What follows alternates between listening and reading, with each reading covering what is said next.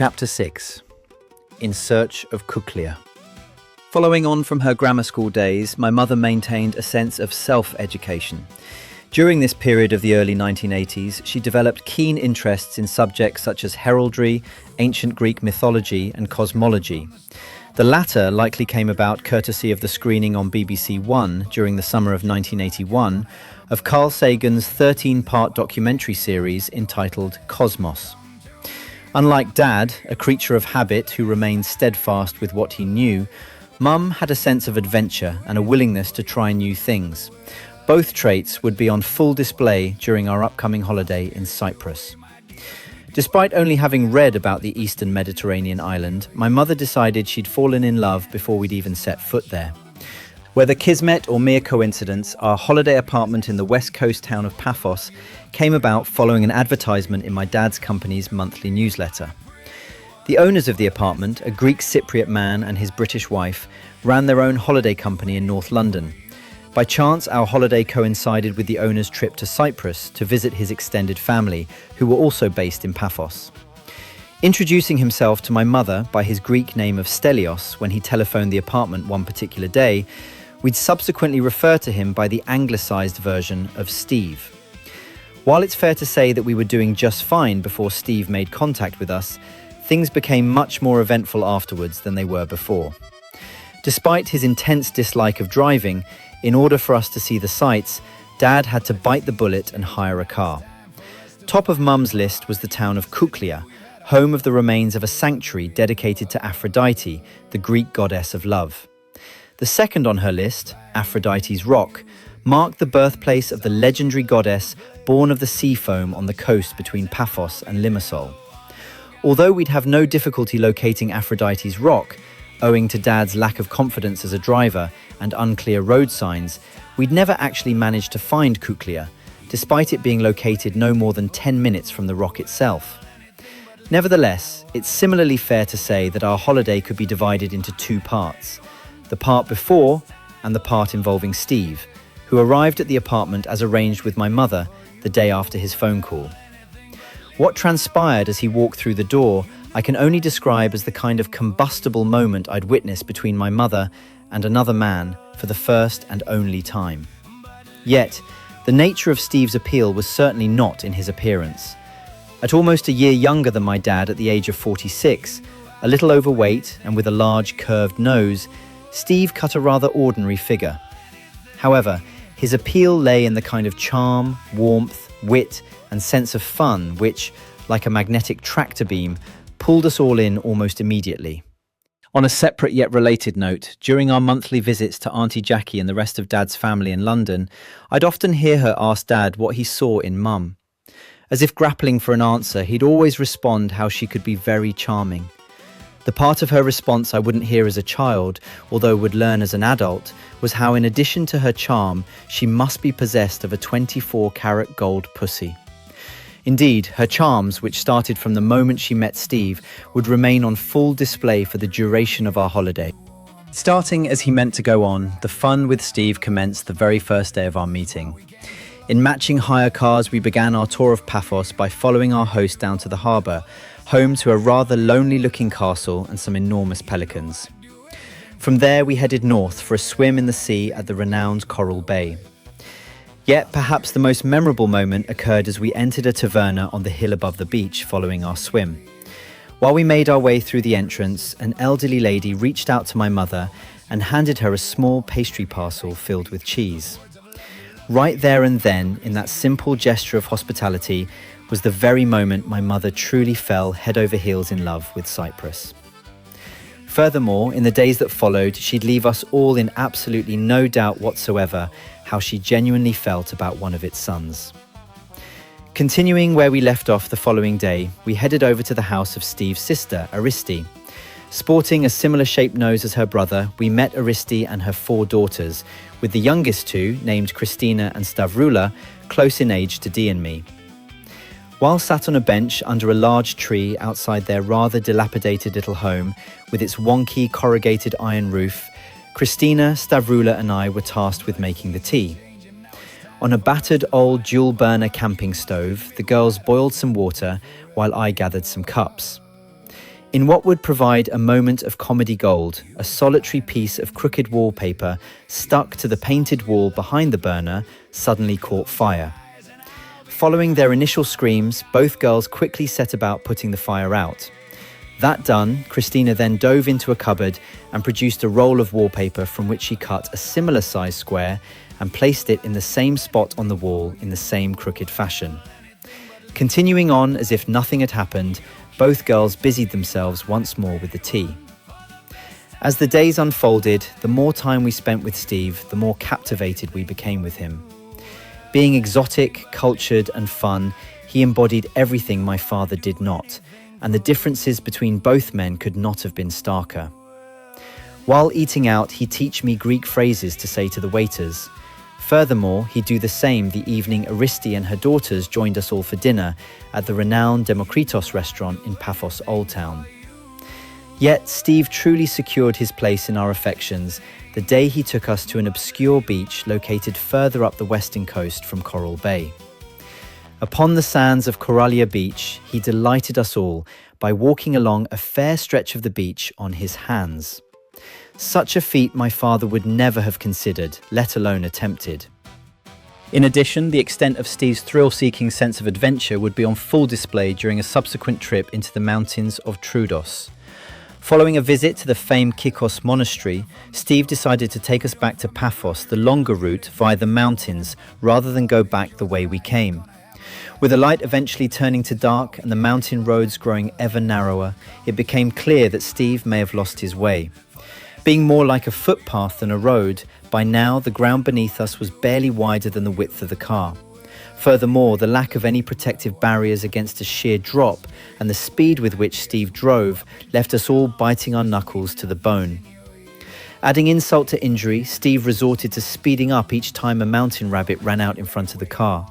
Suddenly, with a loud bang followed by a bumping sensation, it became clear as we came to a halt that we had a flat tire. With Steve and Dad working in tandem to change it, we were soon on our way and arrived back in Paphos late in the evening, exhausted by our little detour. Whether as a consequence of the recent activity, during the middle weekend of our holiday, I'd spend part of the day in the local hospital following an asthma attack. Contrary to her usual indifference to them, this particular attack was sufficiently prolonged and intense for Mum and Dad to take me to Paphos Hospital. After a few hours on oxygen, the medic packed me off, much to the amusement of all whom my father regaled subsequently with 2 suppositories. How a suppository could prevent an asthma attack was anybody's guess. Indeed, had I rocked up with a broken leg or worse, I suspect they would have handed me a suppository or 2 and sent me on my way. Nothing which occurred at the beginning of our second week could have predicted how it would end. While the sudden change of pace was a welcome one, and with Mum making no secret of the fact that she wanted to move to Cyprus, we'd spend the next few days viewing apartments. Yet what started off as different and exciting soon became monotonous with each apartment we viewed. Consequently, when Mum announced one afternoon towards the end of the week that she and Steve were going to view another apartment, we were all content to stay home. Despite looking somewhat overdressed in a light cotton number she'd bought from a local gift shop, and with no objections, my mother left the apartment. Considering how captivated Mum had been with Steve, and seemingly him with her, it should have come as no surprise to any of us when she didn't return to the apartment that night. Indeed, no one who'd observed how engrossed in conversation with each other they were at any opportunity could deny the connection between them. Undoubtedly, he'd lit a fire under my mother and brought her fully to life in a way I'd seen neither before nor since. As unsettled as I was at the prospect of going to bed that night with her gone, in addition to being left alone with my father, I found myself invested in her happiness and went to sleep that night feeling strangely pleased for her. Conversely, for my father I had little sympathy whatsoever. Although the sight of him sitting bolt upright on a sofa bed in the dark as I crept to the toilet in the middle of the night was a pitiable one, I naively considered him the source of my mother's unhappiness in addition to my own. The following day, my mother telephoned the apartment to say that she'd spent the night in the capital city, Nicosia. To the news that she didn't know exactly when she'd be back, Dad took us all to the beach opposite the apartment, which involved beating a mile-long path through plantations and marshland. With the 2 nights she'd been away having felt like an eternity, Mum returned the day before we were due to leave. Armed with boxes of Turkish delight for Dee, Sass and me, my mother wandered in without a care in the world. Considering how perfectly at ease she and Dad were with arguing in front of us children, the fallout I had expected didn't come, save a few cross words exchanged after we'd gone to bed on our last night. The following day, the driver who'd fetched us in his Mercedes from Larnaca Airport met us outside the apartment for our return journey. Just then, at that very moment, Steve pulled up and came over to say goodbye. During the one and only time I'd see my father cross with another man, he proceeded to tick Steve off by telling him that he'd ruined his marriage. As our car pulled away, and with Mum sitting in the back with us, she pulled me to her and began crying, to which I found myself suddenly doing the same. It took no time at all following our return home for us all to continue where we left off. Furthermore, Mum's dalliance with Steve compounded the ongoing tension between her and Dad. In addition, Dee and I continued to fight like cat and dog, as did Dad and me. As for Mum, she became increasingly withdrawn and began putting her headphones on and retreating into her own world.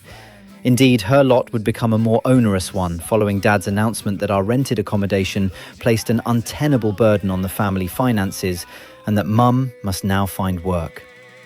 Predictably, Dad's disclosure would not be music to the ears of someone who'd got away with doing as little around the home as possible and whose greatest pleasure at the time was sitting and listening to her music. Yet the secretarial role Mum would shortly fulfill became the first in a slew of roles she'd gain and then quickly lose. Unfortunately for her, she possessed the kind of character inclined to talk about people behind their backs while remaining charming to their faces. Furthermore, until her colleagues knew better, they would unwisely take my mother into their confidence, only for her to subsequently betray them to the rest of the staff.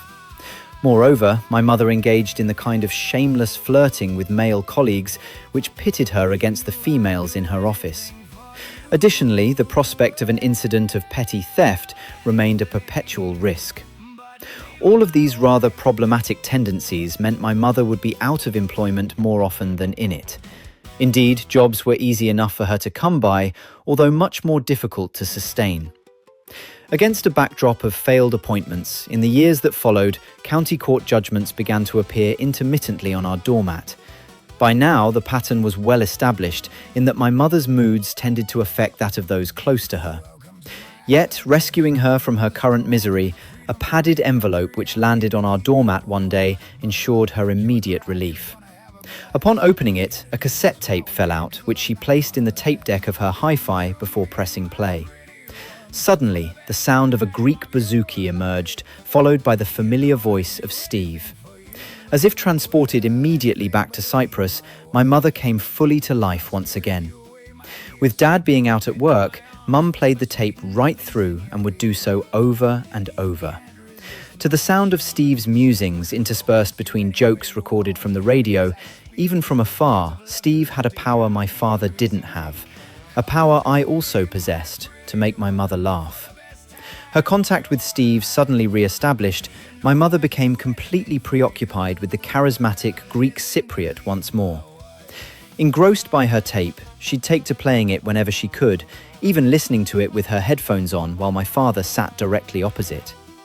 What with more tapes arriving on our doormat on a regular basis, it wasn't long before, with Dad at work, Mum and Steve began talking on the phone. Between their lengthy conversations and her listening to his tapes, my mother was now completely engrossed with all things Steve. By now hopelessly smitten with him, she took to inserting his name into song lyrics she'd sing aloud while wearing her headphones. In a similar manner to Bill Stone, the soundtrack to her affair with Steve came courtesy of Abatrax, Under Attack and Angelize, in addition to Barbra Streisand's Woman in Love and John Denver's Shanghai Breezes. Needing to maintain some semblance of a connection with my mother, I'd often sit at her feet while she listened and sang. Moreover, in moments of unguarded candor, my mother would listen to Unlucky in Love type songs before revealing how they reflected her own sense of desire and longing. As if further proof were needed, I opened a book on Greek mythology one particular day to find the words, "I miss him only on the days ending in Y," inscribed on the inside cover. Predictably, it would only be a matter of time before my mother and Steve conspired to meet again. I wouldn't know before then the part I'd play in their rendezvous, or the ramping up it would signal in their relations. Nor did I know what would transpire the day my father's restraint and patience with my mother finally ran out. Despite the eventual rupture, the summer of 1982 would be memorable for two particular reasons. Firstly, on the initial Saturday in June, the whole of Coxheath village turned out for a fete on the green behind Village Hall. Stalls, music and entertainment provided the build-up to the much-anticipated World Custard Pie Championship held annually at the event. Taking my place alongside the other kids in the village brave enough, I stood behind either of the two opposing teams, launching flour and water-based pies at each other. When a team member ducked, the pie tended to end up in the faces of the kids standing nearby. Then, during the 6-week school holiday, Dee, Sass and I attended the summer play scheme, which took place in the village hall itself. Once again, the children of the village converged from Monday to Friday to enjoy arts and crafts and such sporting activities as badminton, rounders and table tennis. During a few games of the latter, I met a rather bolshy young blonde-haired girl by the name of Michelle, whom I recognized as one of Dee's classmates. Before long, she and I learned that aside from table tennis, we shared a mutual love of actual lawn tennis. 7 years on from our initial meeting, Michelle and I would meet again and begin in earnest a friendship which continues to this day. Electing to meet on a Saturday afternoon while Dad was out, Mum began dressing in preparation for Steve's arrival. Having finished curling her hair and applying makeup, Mum added the finishing touches with a dab from her Le Mans perfume compact to each wrist. Despite my mother being overweight since her mid-teens, even her own mother conceded that she had a pretty face. Yet, expectations soon turned to frustration and then panic when Steve hadn't arrived by the arranged time. Dutiful to my mother and with a desire to see her happy again with Steve, I quickly donned my sneakers before running up to the main road to find him. Having perched myself high up on a fence, I sat and watched as car after car passed by. In my rush to leave, it hadn't occurred to me to ask what make and colour car Steve drove. My head moving this way and that as a stream of cars flowed by, after a while, I still could not see him. Suddenly, a red Ford Granada estate car came into view, being driven by a smart-looking man in a dark blue jacket.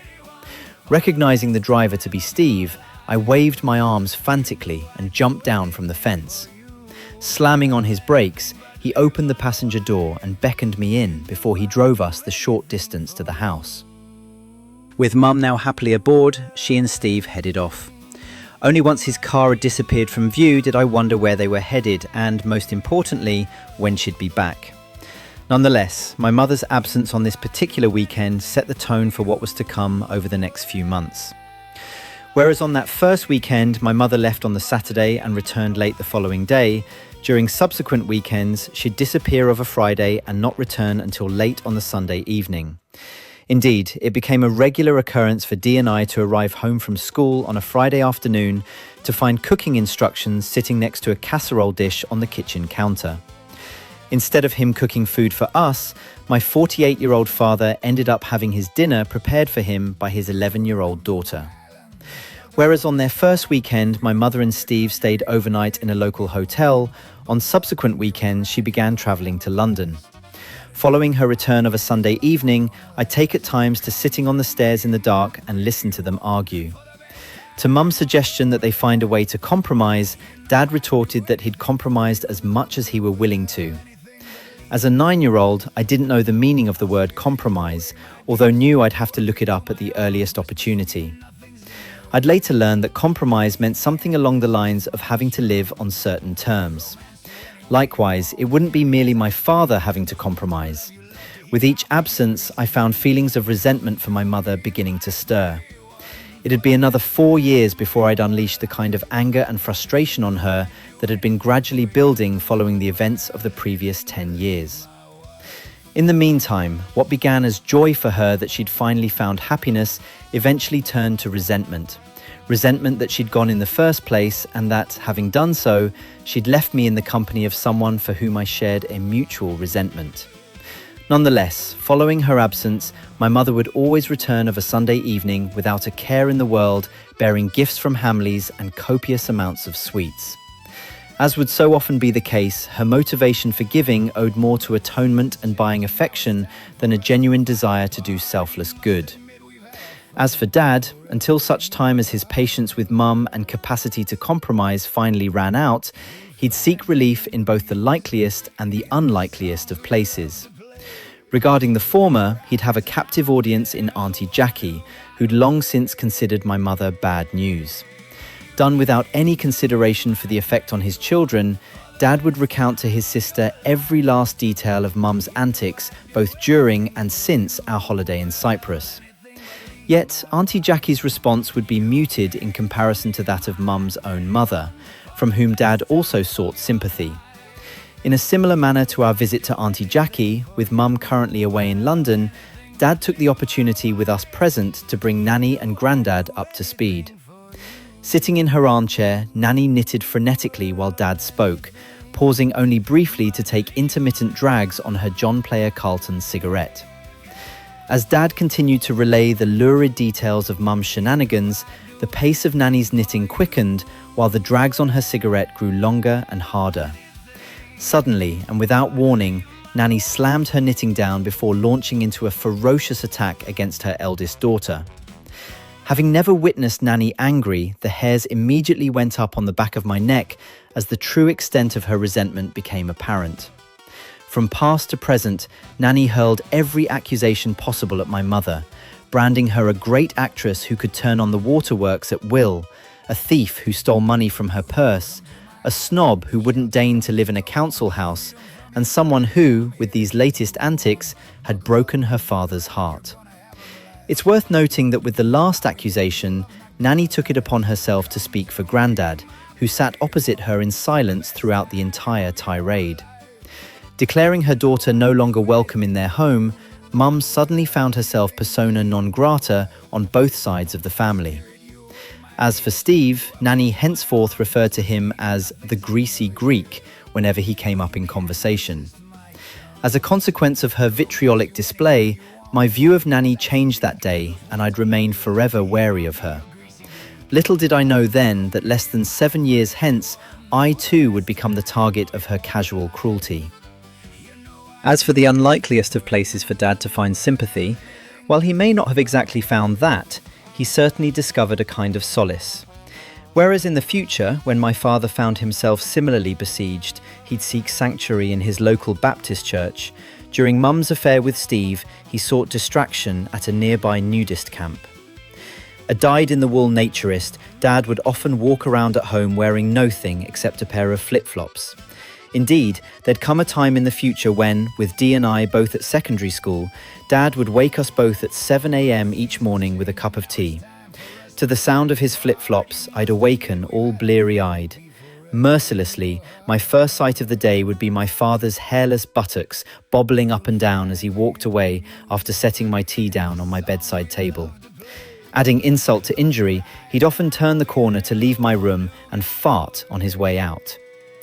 Nonetheless, providing some consolation to him, what with Mum in London, Dad headed to a nudist camp nestled in the Kent countryside with Dee, Sass and me in tow. While we played in the club pool with the other children, Dad could often be found enjoying easy conversation with the other patrons. On the Sunday that we'd been to visit Nanny and Grandad, we came home to the unexpected sight of Mum in the kitchen peeling potatoes. In a rush to denounce what I naively regarded as his treachery, I wasted no time in informing her that Dad had told Nanny and Grandad about her affair with Steve. To this, Mum branded him a big mouth just looking for sympathy and any excuse to stir things up with her parents. Furthermore, I relayed to Mum how Nanny said she was no longer welcome in the family home. Facing potentially devastating rejection, Mum responded nonchalantly that as there were only so many times she were willing to be kicked in the teeth, she didn't care if she never saw her mother again. Indeed, the ease with which both women let each other go suggested there was no love lost between them whatsoever. While Dad would continue to take us kids from time to time to see Nanny and Grandad, our visits with them had become tainted, and I'd never feel comfortable in her presence again. With Mum's primary focus being her relationship with Steve, she began to harbour doubts as to the direction in which their relationship was headed. Their lengthy phone calls appeared to provide her with little reassurance, and when not on the phone, Mum sought ever more solace in her music. One evening, while occupying my usual position at her feet, Mum pulled her headphones away from one ear before revealing how she'd asked Steve on a number of occasions for clarification on the future of their relationship. Following this, she explained how his response was always the same and mimicked his voice before saying, "Baby, don't worry."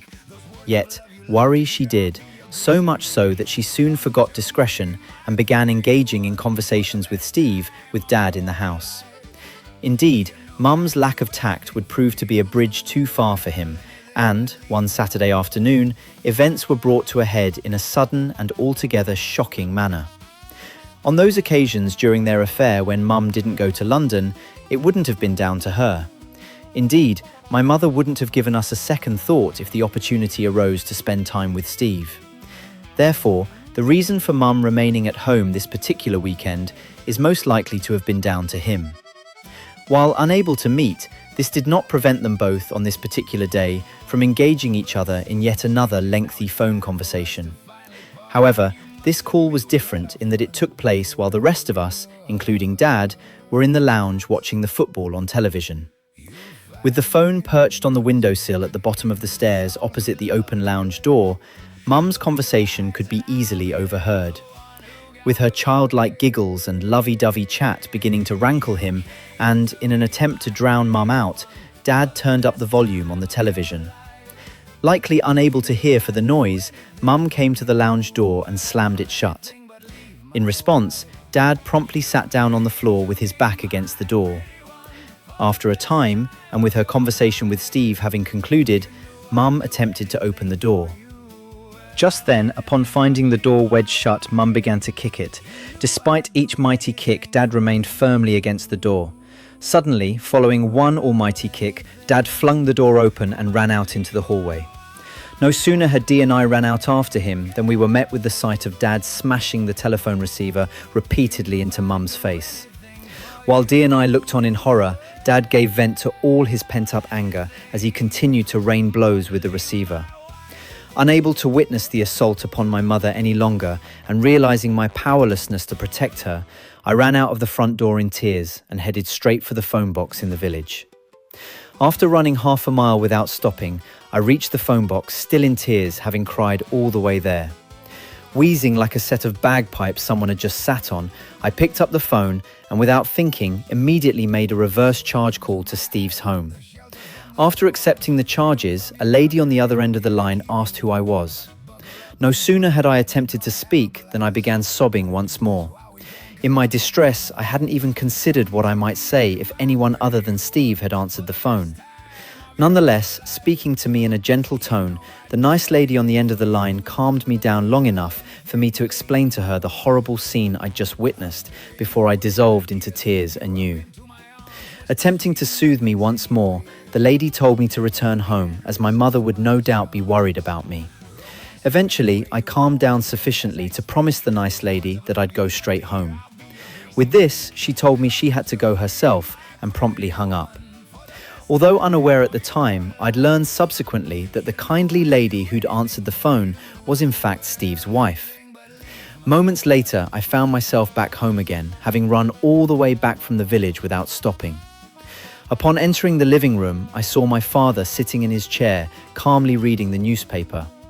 Opposite him at the dining table sat my mother with a cold compress against a lump above one eye, which had swollen to the size of a golf ball.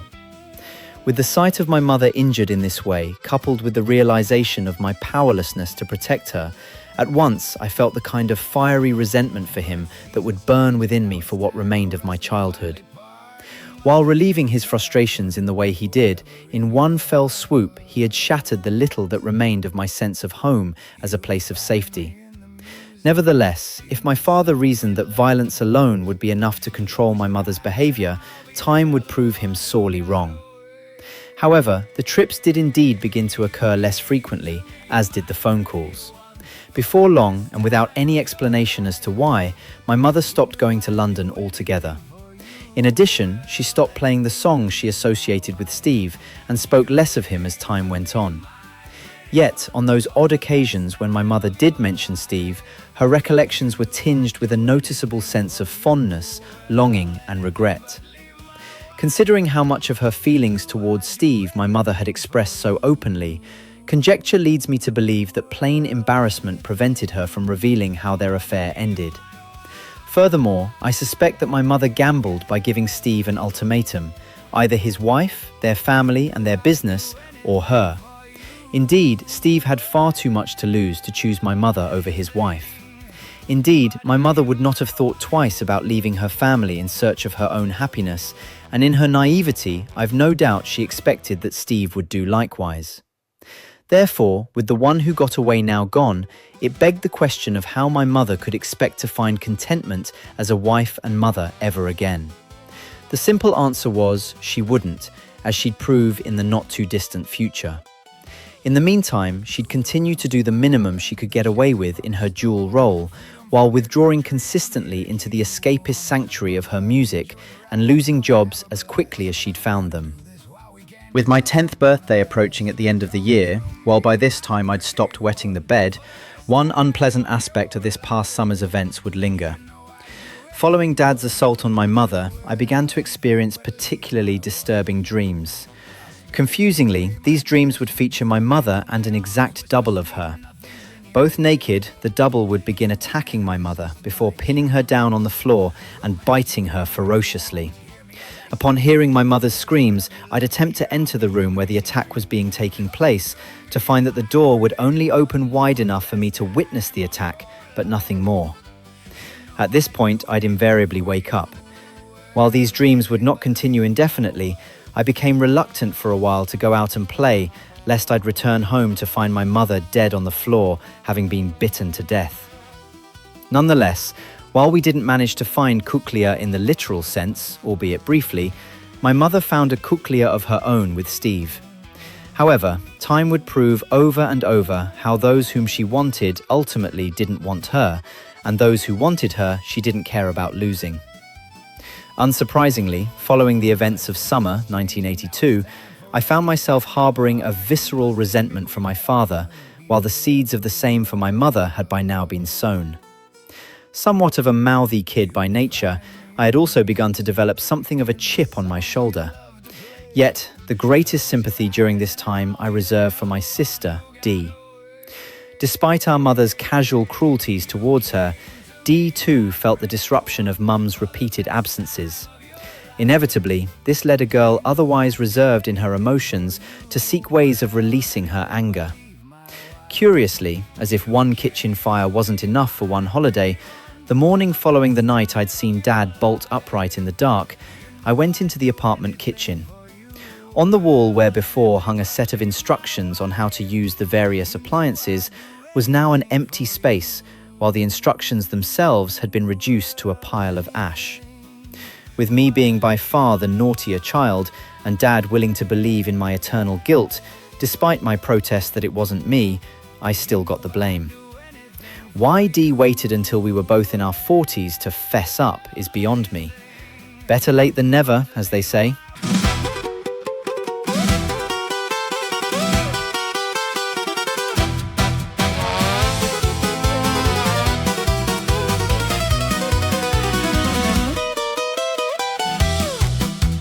Welcome to my island, the shelter from the storm. Freedom from your drudgery, I'm here to keep you warm. Buckle up, enjoy the ride, you're gonna have a blast. Gotta do this while we can, cause love's not gonna last. Come to me, my pretty one, for the best time of your life. You know I'd do anything for you, well, anything but leave my wife. I'll spirit you away, my dear, sweep you up into my arms, whisper sweet nothings in your ear. You can't resist my charms, romance you any way you want. Hear me as I speak, those words of love you love to hear. I'll be your greasy Greek. Come to me, my pretty one, for the best time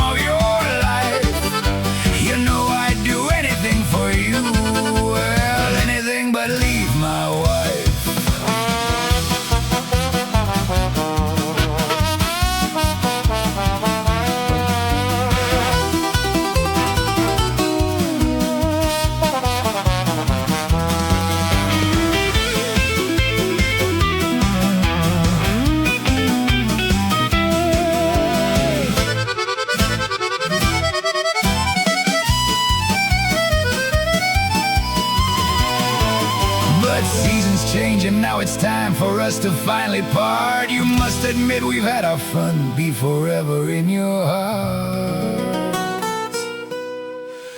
You'll find me in the music, in the songs we love to play. Close your eyes and I'll be there, the one who got away. You came to me, my pretty one, for the best time of your life. You knew I'd do anything for you, well, anything but leave my wife. You came to me, my pretty one, for the best time of your life. You knew I'd do anything for you, but leave my wife. You knew I'd do anything for you.